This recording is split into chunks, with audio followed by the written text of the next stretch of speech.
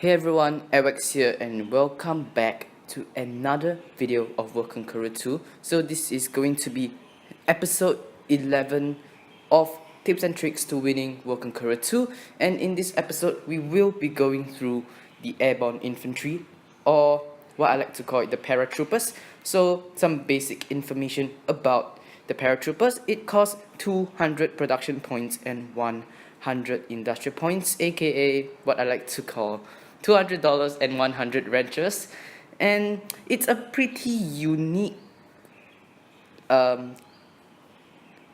action, I guess, that you can do. It's a really unique unit. So what it does is it actually spawns one infantry unit in whichever territory you select. So for example, maybe I want to maybe land an airborne infantry here. Just select this, just go to the just select the airborne infantry and then just drop it into wherever you want the airborne infantry to go. It's pretty simple, but it does require the use of an airport. So just click on the airport to know what the range is. So for example, if I want to maybe say land an airborne infantry here, then it would be impossible because it is simply out of range of my airport. So that is definitely one thing you all have to take in mind before using the airborne infantry. It is limited by the range of your airport, and having a silver Air Force medal really does help, because what the silver Air Force medal does is to increase the range of your airports by quite a significant amount. I'm not sure the exact numbers here, but it is a lot, and it really does help out if you want to use airborne infantry, because yeah, it just simply has larger range. So how do we use the airborne infantry? As you all can expect, it is relatively expensive, so you definitely do not want to use it when you have a weak economy. So for example, if I am playing as maybe say Bulgaria here, then I would most probably not want to use the airborne infantry, simply because it just takes up too much of my resources. And furthermore, the infantry unit that is spawned when you use the airborne infantry, it is actually a completely it's basically a pretty bad unit. It has zero combat experience, it doesn't have defender, it doesn't have assault art, so it is just basically one infantry unit that has no perks to it, and it is very weak in combat because it just dies to like everything that the enemy throws at it. So forgive me for my throat here, but anyways, so how do we exactly use the airborne infantry? So the airborne infantry is a really good tool if you want to really just drop it behind enemy lines, and since it is really weak, you want to avoid using that infantry unit that is just spawned to attack the enemy. It is used for capturing like major locations like cities, or even say like an industry, or even sometimes an airport or something like that, to deny the enemy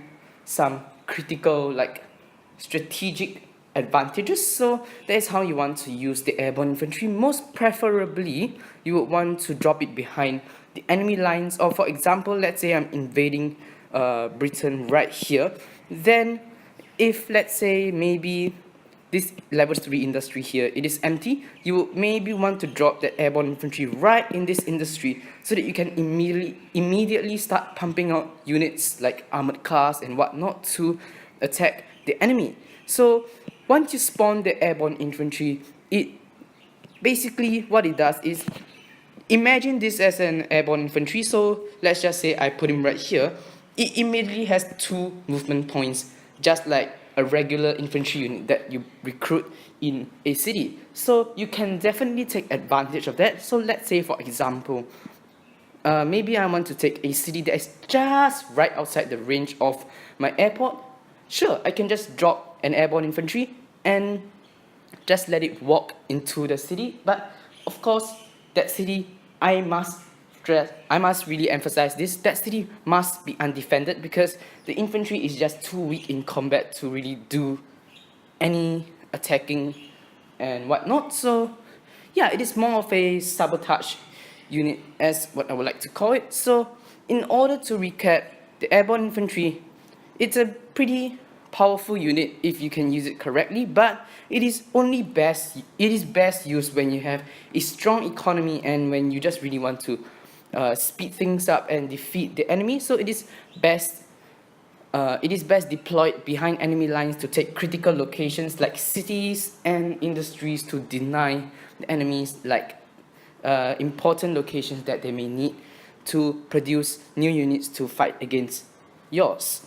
So that is going to pretty much conclude this episode. I really hope that you all have enjoyed this series so far, and as you all know, this is probably going to be the last video of 2018, and since the new year is coming right up, I would like to take the time here to wish everyone a happy new year and hope that 2018 has been a great year for you all, and I really hope that you all have a greater 2019. And yep, that's about it for this video. So thanks everyone here for watching this video, and if you've liked this video, please do remember to leave a like. So in the next episode, we will be going through the nuclear bomb, and then we will be subsequently getting into the strategies that I employ, at least the strategies that I think are the best in terms of the micro and the macro aspect of the game, and we'll be going through that in